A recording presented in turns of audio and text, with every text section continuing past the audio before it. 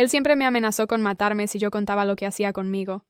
Y aún así aquí estoy, viva, hablando, y con él bajo tierra. La gente cree que lo más impactante de mi historia es que una joven haya asesinado a su propio tío. Pero eso no es lo más oscuro. Lo peor es que la noche en que él cayó al suelo yo no sentí nada. Nada de culpa, nada de remordimiento. Solo una calma tan fría que todavía hoy me despierta a mitad de la noche. No puedo dar todos los detalles por razones legales. Hay cosas que solo están escritas en el expediente del caso y otras que solo existen en mi memoria. Pero puedo decirte algo. Lo que pasó esa noche no empezó esa noche. Empezó mucho antes, en los pasillos de mi casa, en las miradas que nadie quiso ver, en los silencios que todos fingieron no escuchar. A veces me preguntan si lo planeé. Si un día me miré al espejo y dije, hoy lo voy a hacer. La verdad es que no fue así. No hubo un plan maestro. No hubo una lista de pasos. Hubo una acumulación de miedo, de amenazas, de noches sin dormir, y un momento exacto en el que entendí que si yo no hacía algo, nadie lo haría por mí. Para algunos yo soy la villana. La sobrina fría que se cansó y decidió borrar a su tío del mapa. Es fácil pensarlo cuando solo lees el titular en una noticia vieja o escuchas chismes de gente que nunca pisó mi casa. Pero nadie estuvo allí cuando él cerraba a llave a porta, cuando bajaba la voz y decía esas frases que todavía me paralizan la garganta. Si hablas, te destruyo. Si cuentas algo, nadie va a creerte. Recuerda que sin mí tú y tu madre no son nada. Yo era una niña cuando esas palabras comenzaron a repetirse. Después me convertí en adolescente, pero las amenazas crecieron conmigo. Cambió el tono, cambió la forma, cambiaron los lugares, pero el mensaje siempre fue el mismo. Yo era su secreto, su propiedad, su prisionera. Tal vez tú estés pensando que exagero, que podría haber pedido ayuda, que podría haber salido corriendo, gritado en la calle, contado todo a un profesor. ¿Sabes qué es lo curioso? Lo intenté. Y esa fue una de las primeras veces que entendí que, para el mundo, mi tío era un hombre respetable. Un día dije algo muy por encima a un adulto en quien confiaba. No dije todo porque me moría de vergüenza, pero dije lo suficiente para que entendiera que algo iba mal. ¿Sabes qué respuesta recibí? Una sonrisa incómoda, un seguro que estás exagerando y un «Tu tío siempre ha sido muy bueno con ustedes». Salí de allí sintiéndome culpable por siquiera haberlo intentado. Desde entonces aprendí dos cosas, que mi voz no valía mucho y que estaba sola. Cuando la policía me encontró la noche del incidente, yo estaba sentada en el suelo, con las manos apoyadas en las rodillas y la mirada perdida. Me preguntaron 1000 veces lo mismo. ¿Qué pasó? Yo respondí la versión oficial, la que los abogados dijeron que era mejor, la que cabe en un informe. Pero la verdad completa, esa no está en ningún papel. Por eso estoy aquí. Para contarlo todo. No para que me perdones, no para que me aplaudas, sino porque cargar sola con esta historia se ha vuelto más pesado que la propia noche en que él cayó. Dicen que el crimen fue un acto de odio. Yo creo que fue un acto de cansancio. De una chica que pasó demasiado tiempo callando, aguantando, sobreviviendo. Y aún así, aunque pienses que ya escuchaste lo peor, todavía no sabes lo que él me hizo antes de que todo terminara esa noche. Si sigues aquí, si mi voz no te hizo apagar el video todavía, deja un me gusta o suscríbete. No es por números. Es porque si esta historia te toca en algún lugar que no dices en voz alta, tal vez no sea yo la única que estuvo atrapada con un monstruo al que todos llamaban tío. Cuando intento recordar mi infancia no veo colores. Veo sombras, sombras largas, silenciosas, que se movían por la casa antes de que yo aprendiera a ponerles nombre. Mi tío siempre estaba allí, demasiado cerca, demasiado disponible, demasiado amable con los demás y demasiado extraño conmigo. Para cualquier persona externa, él era el tío divertido, el que hacía chistes en las reuniones, el que ayudaba a cargar las compras, el que saludaba a todos con una sonrisa exageradamente correcta. El tipo de hombre que nadie imagina haciendo daño. Ese fue el primer problema. Recuerdo una tarde en particular. Yo tenía 9 años. Mi madre estaba enferma y mi tío se ofreció a cuidarme por unas horas. Nada grave pasó ese día, al menos nada que pueda describir aquí, sin violar las condiciones de mi proceso. Pero hubo algo que mi cuerpo entendió antes que mi mente. No estaba segura con él. Los adultos siempre creen que los niños no perciben nada. Qué error tan grande, porque yo percibía todo. Percibía su mirada que duraba un segundo más de lo normal. Percibía cómo cerraba la puerta con demasiada calma. Percibía cómo su voz cambiaba cuando no había nadie cerca. Esa voz todavía me persigue. Con los años, esas sensaciones se hicieron más claras, aunque yo no pudiera explicarlas. Una frase dicha al oído. Un comentario que sonaba inocente pero no lo era. Una mano apoyada donde no debía. O demasiado tiempo sobre mi hombro. Pequeños momentos que, vistos uno por uno, parecen nada. Pero cuando los juntas, forman la historia que nadie quiere escuchar. Recuerdo que una vez intenté contárselo a mi madre. No directamente, solo dije, no quiero que él fique sozinho conmigo. Mi madre me miró con cansancio, pensando que era una fase, un berrinche, una antipatía infantil. Él te quiere mucho, me respondió. Te protege. Ese día entendí que no iba a encontrar un aliado en casa. Mi tío lo sabía. Lo veía en mis ojos. Veía que nadie me escuchaba. Y fue ahí cuando comenzaron las primeras amenazas veladas. Esas frases que parecen simples palabras, pero que perforan como cuchillas. Si dices algo, tu mamá va a sufrir. Tú no quieres problemas, ¿verdad? Nadie va a creerte, Art, nunca. Cada frase se quedó grabada en mi piel como un recordatorio silencioso de que mi voz no tenía valor. Y durante años lo creí. Yo seguía creciendo y él seguía apareciendo. En cumpleaños, en fines de semana, en noches en las que mi madre trabajaba hasta tarde. Cuanto más crecía yo, más cambiaba él. Su presencia ya no era solamente incómoda. Era una amenaza constante, invisible, pero siempre presente. Una vez oí a una amiga de mi madre decir que yo era muy seria para mi edad. Claro que lo era. Cuando aprendes desde pequeña que la casa no es un lugar seguro, tu infancia muere antes de que puedas despedirte de ella. Pero nadie vio nada, nadie sospechó, nadie hizo preguntas, y él seguía acercándose. Primero con excusas, luego sin ellas. Hubo un día que nunca voy a olvidar, en el que entendí que algo estaba realmente mal. Él se ofreció para ayudarme con un trabajo escolar. Mi madre agradeció, como siempre. Yo sentí un frío en el estómago que casi me hizo vomitar. Ese día algo pasó. No puedo contar los detalles, no aquí. Pero sí puedo decirte que cuando salí de esa habitación ya no era una niña. Era una sobreviviente en miniatura, y él ya no era mi tío. Era la sombra que iba a seguirme durante años. Si estás escuchando esto y pensando que debería haber gritado, corrido, contado todo, créeme, yo también lo pensé después. Pero cuando eres solo una niña enfrentando algo que ni siquiera puedes nombrar, el silencio parece la única salida. Lo peor es que esa no fue la última vez. Fue solo el primer aviso, la primera grieta en una historia que todavía tiene mucho para romperse antes de llegar al final. A veces me pregunto en qué momento exacto mi tío dejó de disimular. Porque durante años jugó a ser el protector, el familiar atento, el hombre confiable, mientras yo fingía no notar la oscuridad detrás de su sonrisa. Pero hubo un día en que la máscara cayó. No de golpe, no con drama, sino con una frase tan simple que todavía me causa escalofríos cuando la recuerdo. Si hablas, no vas a vivir para contarlo. Lo dijo con calma, sin gritar, sin mostrarse violento, como quien comenta el clima.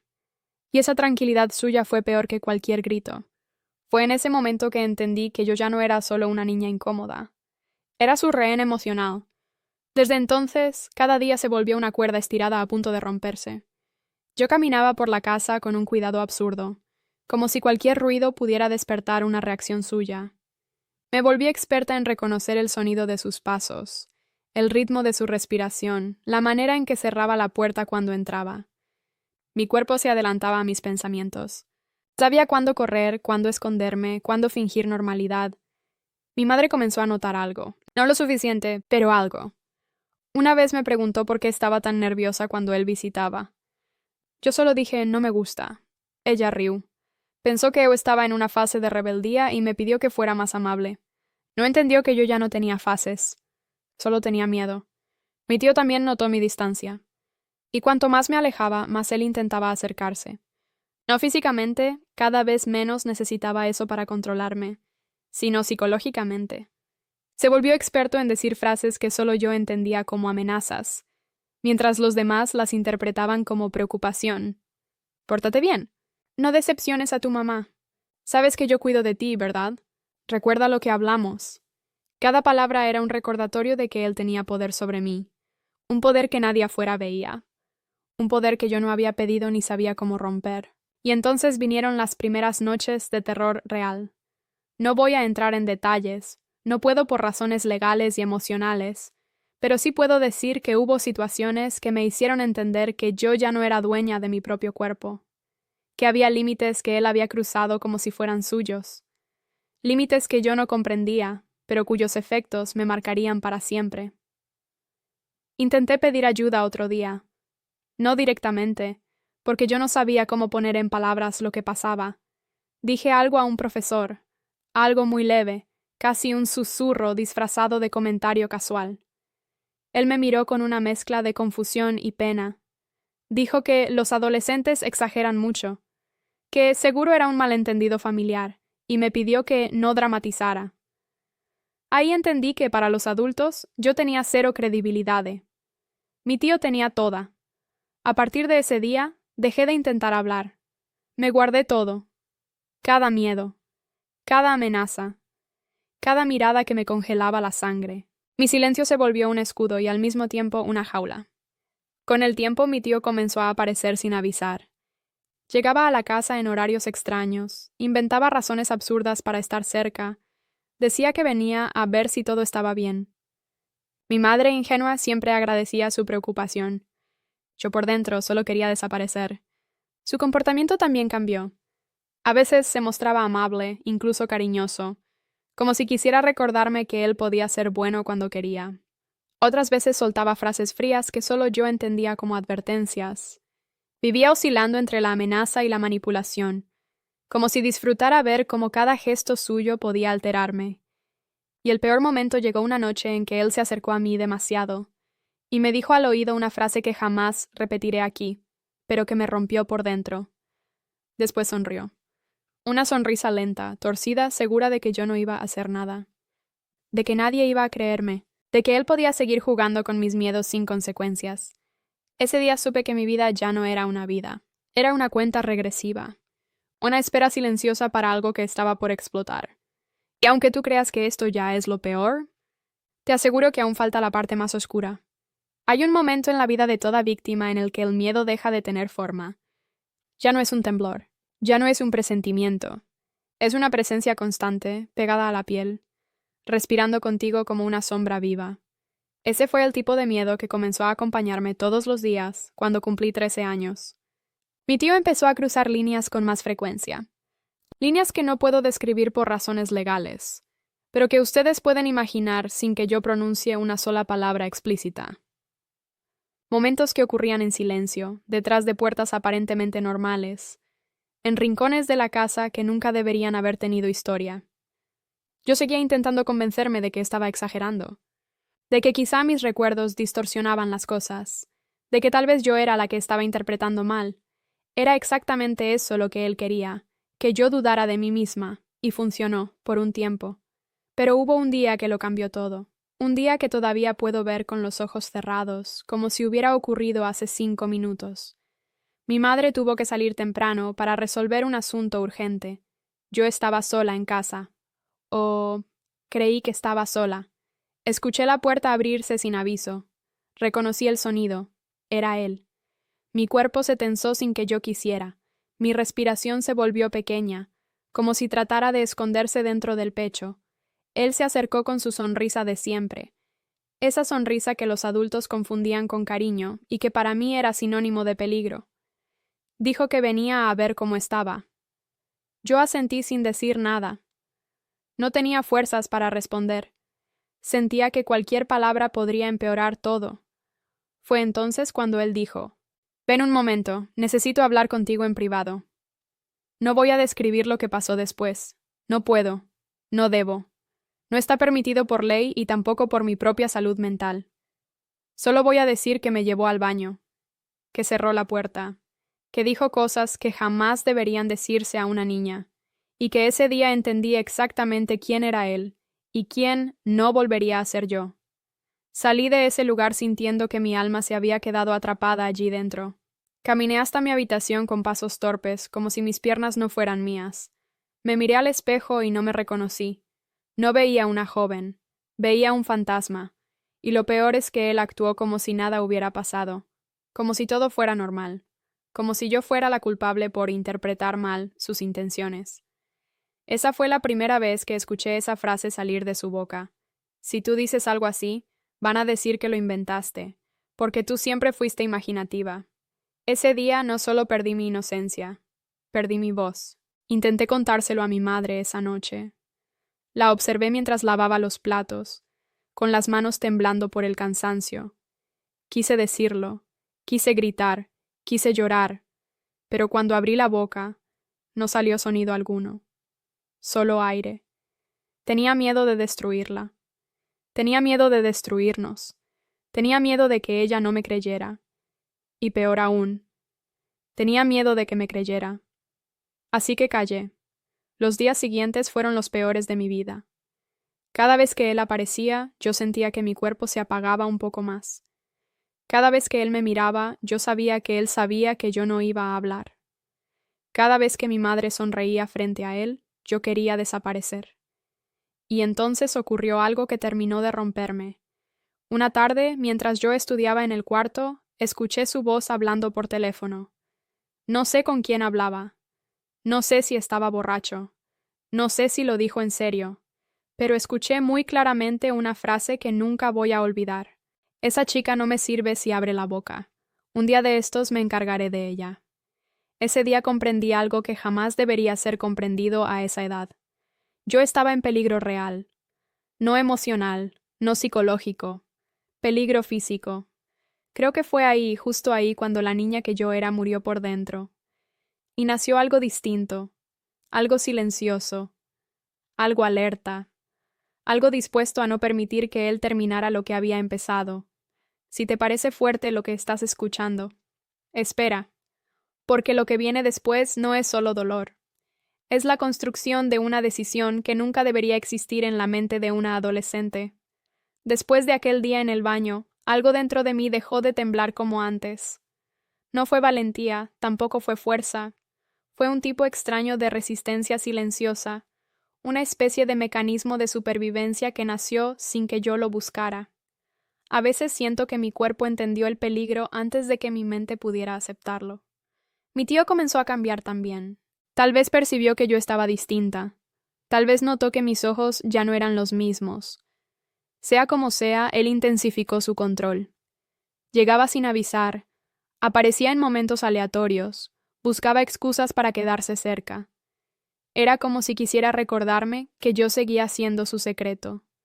Yo, en silencio, empecé a observarlo, a estudiar cada uno de sus movimientos, el sonido exacto de sus llaves, la hora en la que normalmente bebía, la forma en que su cuerpo perdía equilibrio cuando consumía demasiado alcohol, los lugares donde tropezaba, los puntos ciegos donde no veía nada cuando estaba ebrio. No buscaba venganza, buscaba supervivencia. Un día entendí algo doloroso. Mi tío ya no me veía como una persona, me veía como un objeto que debía obedecer, una extensión de su poder torcido. Cada vez que sus ojos se posaban sobre mí, podía sentir esa deshumanización desgarrándome por dentro. Mi madre comenzó a notar mi retraimiento, pero no entendía la razón. Me preguntó varias veces si estaba triste, cansada o estresada por la escuela. Yo solo respondía que estaba bien. No quería cargarla con una verdad que podía destruirla. No quería ver sus ojos romperse. No quería transformarla en víctima también. Ese silencio, sin embargo, se volvió mi arma más poderosa. Mi tío no sabía lo que yo pensaba. No sabía lo que planeaba. No sabía que mi mente estaba juntando piezas lentamente, como si estuviera armando un mapa de escape. Y él seguía creyendo que yo seguía siendo la niña frágil que siempre había manipulado. Una noche escuché su voz otra vez detrás de la puerta del pasillo. Hablaba por teléfono. No sé con quién. No sé si estaba sobrio. Pero sus palabras fueron claras, duras, imposibles de olvidar. Ella no va a hablar. Si intenta hacerlo, lo resolveré a mi manera. Mi corazón se congeló. No lloré. No grité. Solo entendí que mi vida estaba oficialmente en riesgo, no en un sentido abstracto, en un sentido brutalmente real. Ese fue el momento exacto en el que algo hizo clic dentro de mí. Ya no podía esperar que el mundo me protegiera. Ya no podía esperar que alguien creyera mi historia. Ya no podía confiar en el silencio de los adultos, que siempre habían visto a mi tío como un hombre respetable. Tenía dos opciones: seguir sufriendo hasta que él decidiera destruirme, o encontrar una manera de terminar con aquella pesadilla. No pensé en la palabra plan, no pensé en la palabra estrategia, pensé en sobrevivir, solo eso. Desde ese día comencé a dormir con la puerta entreabierta, no por miedo a él entrar, sino para escuchar, para anticiparme, para reaccionar antes de que fuera tarde. Cada noche anotaba mentalmente sus hábitos, cada gesto, cada frase, cada respiración pesada. Mi mente se volvió un radar siempre encendido. Mi cuerpo vivía en alerta constante. Una tarde él me empujó en el pasillo. No fuerte, no violento, solo un empujón suficiente para recordarme que podía hacerlo cuando quisiera. Yo no reaccioné. No me moví. No lo miré. Ese silencio lo desconcertó profundamente. Fue en ese instante que él comenzó a temerme. No por fuerza física, no por valentía, sino porque había perdido el control sobre mí. Y ahí supe algo que nunca debería saber una adolescente. Mi libertad y la vida de mi madre dependían de la próxima decisión que yo tomara. Lo que vendría después no sería valentía, sería inevitabilidad. Si quieres continuar, dime, porque lo que viene a continuación es la noche que cambió todo para siempre. La última noche no empezó con un grito. No comenzó con una discusión. No hubo un golpe de puerta ni un ruido extraño que anunciara el desastre. Curiosamente, comenzó con algo mucho peor, un silencio suave, casi amable, completamente fuera de lugar. Eran cerca de las 2 de la madrugada cuando abrí los ojos de repente, no por un sueño, no por un ruido fuerte.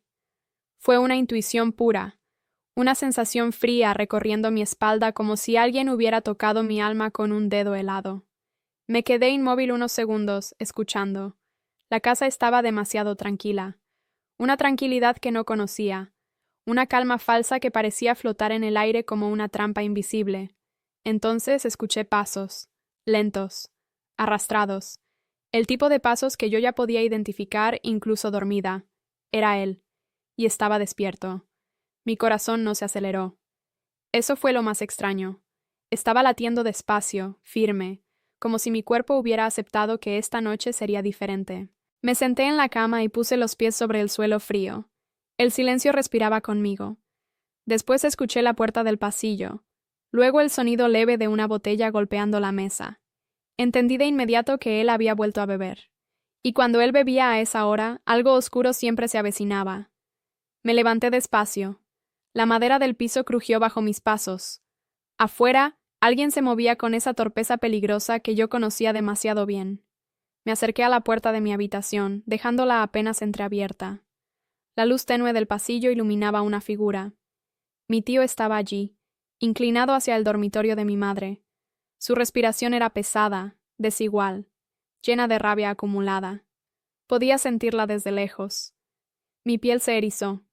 Escuché la voz de mi madre, un susurro tembloroso que apenas podía mantenerse en pie. Por favor, vete a dormir. Era la voz de alguien que ya no tenía fuerzas, ni para suplicar correctamente. Él respondió con un murmullo cargado de veneno que no voy a repetir aquí. Solo diré que fue suficiente para que mi pecho se cerrara. Durante unos segundos, pensé en quedarme escondida. Pensé en esperar. Pensé en fingir que no escuchaba nada. Pensé en todas las veces que elegí el silencio como escudo. Pero ese silencio ya no me protegía. Esa noche, el silencio me convertiría en cómplice. Di 3 pasos hacia adelante. Mi sombra se proyectó en la pared del pasillo. Mi madre me vio aparecer y negó con la cabeza, rogando con los ojos que no me acercara. Yo ignoré la súplica. Cuando él se giró hacia mí, tenía los ojos vidriosos, perdidos, hundidos en un mar de odio antiguo. No me reconoció al principio. Tardó unos segundos en enfocar mi rostro, como si no entendiera por qué yo estaba allí, de pie, frente a él. «Vuelve a tu cuarto», dijo con una voz pastosa. Era una orden, una sentencia, una amenaza. Pero yo no me moví. Lo miré directamente. Sentí a mi madre aferrarse a mi brazo, intentando retrocederme. Aún así, no di un solo paso. «No», dije, una sola palabra. Una palabra pequeña, simple, pero con un peso que nunca había tenido antes. Él rió. Una risa corta, hueca. completamente desprovista de humanidad. Luego dio un paso hacia adelante. Yo sentí el olor del alcohol, mezclado con algo más, una intención que no necesitaba explicación. Su mano se levantó. No voy a describir cómo ni hacia dónde. No hace falta. Ustedes pueden imaginarlo. Ese gesto fue suficiente para que mi cuerpo reaccionara antes de que mi mente alcanzara a entender. Entré en el cuarto. Me puse delante de mi madre. Extendí los brazos. Y dije con una voz que no parecía mía: «Te dije que basta». Hubo un segundo de absoluto silencio. Un segundo donde sentí que el mundo contenía la respiración conmigo. Un segundo en el que el tiempo se congeló entre los tres. Y entonces todo ocurrió. No pienso entrar en detalles, no por miedo, sino porque la justicia me lo prohíbe y mi memoria me lo agradece. Lo único que puedo decir es esto: hubo un forcejeo, hubo confusión, hubo desesperación, hubo un cuerpo que perdió el equilibrio, hubo un impacto seco contra el suelo, y después de eso, solo silencio. Un silencio tan profundo que por un momento pensé que el mundo se había detenido. Mi madre cayó de rodillas. Yo me quedé quieta, sin poder moverme. El aire estaba espeso, denso, imposible de respirar. Y allí, en ese cuarto pequeño, con las sombras cubriendo todo, entendí algo. La niña se había ido. La víctima se había ido. La prisionera se había ido. Lo que quedó fue una versión de mí que nunca deseé ser, pero que esa noche se volvió inevitable. El silencio después de su caída fue tan absoluto que me dolieron los oídos. Era como si la casa entera hubiera decidido dejar de respirar conmigo. Mi madre sollozaba en el suelo, repitiendo su nombre con una mezcla de incredulidad y horror. Yo permanecía de pie, inmóvil, sintiendo un vacío extraño expandirse dentro de mi pecho, como si algo pesado hubiera sido arrancado sin anestesia. No lloré, no grité, no temblé, solo existí. Era como si mi cuerpo hubiera entrado en una especie de modo automático, incapaz de sentir nada que no fuera esa calma terrible que me había acompañado durante años. Fueron los vecinos quienes llamaron a la policía. Escucharon el golpe, escucharon el caos, escucharon algo que no pudieron identificar. Cuando tocaron la puerta, mi madre ni siquiera reaccionó. Fue como si sus sentidos se hubieran apagado completamente. Yo fui quien caminó hacia la entrada. Abrí la puerta y los miré directamente a los ojos. Recuerdo la expresión del primer oficial: confusión, sorpresa, preocupación. Había algo en mi mirada que él no supo interpretar, algo entre shock y resignación. Me preguntó qué había pasado. Yo le di la versión corta, la versión funcional, la versión que no podía meterme en problemas legales. Hubo una pelea. Intentó hacerle daño a mi madre. Yo intervine. Mi voz no se quebró. Era firme. Demasiado firme para mi edad. Eso generó murmullos entre los oficiales. Uno de ellos se acercó al cuerpo de mi tío, se arrodilló y revisó su pulso. Luego negó con la cabeza. No hubo gritos. No hubo sorpresas dramáticas. Solo un procedimiento frío, mecánico, inevitable. Mi madre finalmente reaccionó cuando escuchó la palabra fallecido. Lloró de forma descontrolada, como si su alma quisiera salir del cuerpo para escapar del dolor. Los oficiales intentaron tranquilizarla. Yo solo la observaba, sintiendo que todo ocurría detrás de un cristal grueso, como si yo no estuviera realmente allí. Me sentaron en el sofá para hacer preguntas formales. Me pidieron que relatara todo paso a paso. Yo sabía lo que podía decir, sabía lo que no podía mencionar. Sabía exactamente cómo presentar la verdad sin romper la legalidad ni abrir heridas que jamás cerrarían. Él estaba agresivo, amenazó a mi madre. Yo intenté apartarlo. Se calló. Así lo escribieron. Así quedó registrado. Así sobreviví. En el informe policial, la palabra usada fue accidente. Una palabra ligera para un acontecimiento devastador. Una palabra que pretendía encajar una tragedia en un marco aceptable. Una palabra que no captura las décadas de silencio, miedo y manipulación. Fui trasladada a declarar en una sala fría, con paredes grises y sillas duras. Me pidieron repetir la historia varias veces. Querían comprobar inconsistencias. No encontraron ninguna. No porque yo fuera una mentirosa experta, sino porque la realidad era mucho más compleja de lo que cualquier interrogatorio podría capturar. Mi madre también declaró. Su voz temblaba. Sus manos no paraban de sacudirse. Dijo lo que pudo. Dijo lo que recordaba. Dijo lo que el trauma le permitía decir. La conclusión de la investigación fue clara. Legítima defensa. La fiscalía no encontró indicios de intención. No había arma. No había planificación. No había rastro de premeditación. Legalmente, yo estaba libre. Moralmente, esa es otra historia. Cuando regresamos a casa días después, el lugar no parecía el mismo. Cada sombra tenía un eco. Cada rincón guardaba un susurro. Cada objeto recordaba una escena que prefería olvidar. Mi madre y yo nos miramos sin saber cómo reconstruir algo que había nacido roto. Intenté volver a la escuela, aunque no sabía cómo encajar nuevamente entre adolescentes que discutían por exámenes o tareas atrasadas. Nadie sabía lo que había pasado realmente. Algunos rumores corrían por el barrio, pero nadie imaginaba la verdad completa. La pregunta que más me perseguía no era ¿qué hice?, sino ¿qué tuve que soportar para llegar a esto?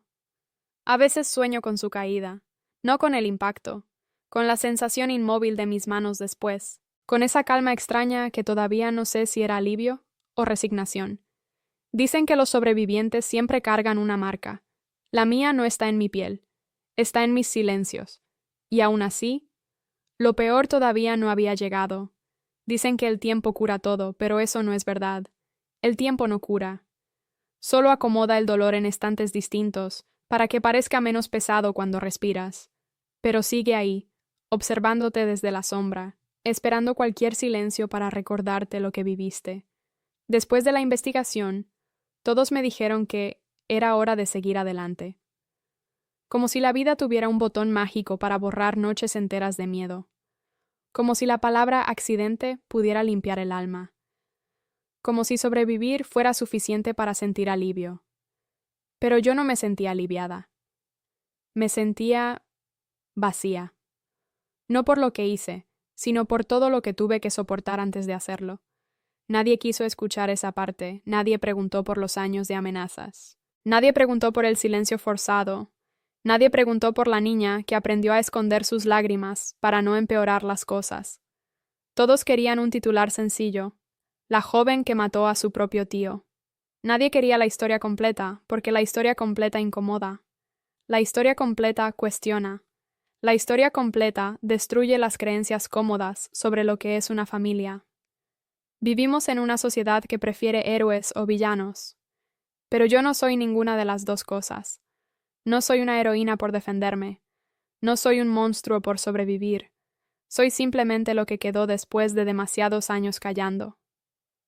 Hay noches en que recuerdo a mi tío como el hombre que los demás veían.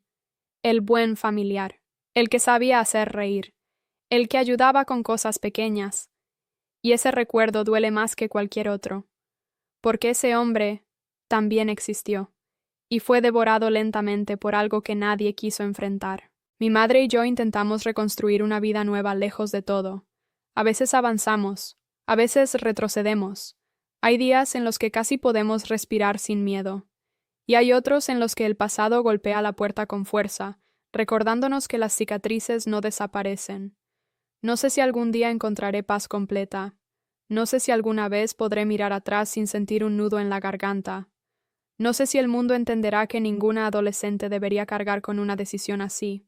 Pero sí sé algo. Si esa noche yo no hubiera intervenido, mi nombre estaría escrito en otra parte del expediente, en un lugar más oscuro, en una página que mi madre jamás habría podido leer sin quebrarse. Por eso hablo ahora, no para justificarme, no para buscar compasión. Hablo porque guardar silencio me mataba más que la verdad. Hablo porque hay muchas personas viviendo lo que yo viví, creyendo que no tienen salida. Y quiero que sepan algo. A veces sobrevivir significa hacer lo impensable. A veces salvarte exige convertirte en alguien que nunca imaginaste.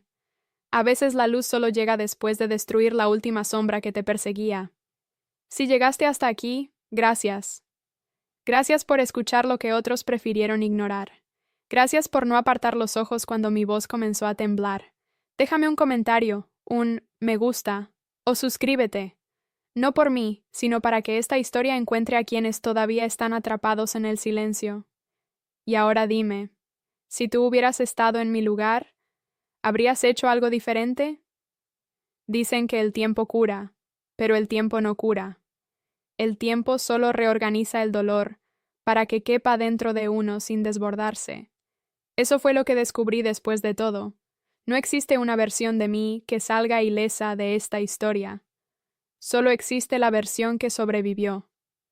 Cuando la investigación terminó, muchos dijeron que yo debía seguir adelante, como si mi vida fuera una puerta que simplemente se cierra, como si la palabra accidente fuera suficiente para borrar años de amenazas silenciosas, como si defenderme hubiera sido una decisión sencilla. Nadie preguntó qué hubo antes.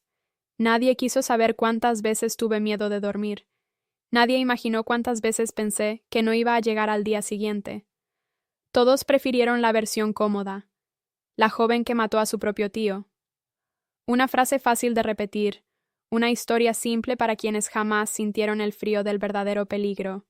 Pero yo no soy un titular, no soy heroína, no soy villana. Soy lo que queda cuando el miedo te obliga a hacer algo que jamás pensaste posible. Soy la consecuencia de una historia que comenzó mucho antes de su final. A veces pienso en él como lo veían los demás. El tío amable, el hombre correcto, el que ayudaba a todos. Y esa parte duele más que todo lo demás, porque demuestra que incluso los monstruos saben usar máscaras perfectas. Mi madre y yo intentamos construir una vida nueva, un hogar sin sombras, un espacio donde las puertas no escondan amenazas. Pero reconstruir no es fácil cuando el pasado respira en cada recuerdo. Algunos días avanzamos, otros retrocedemos.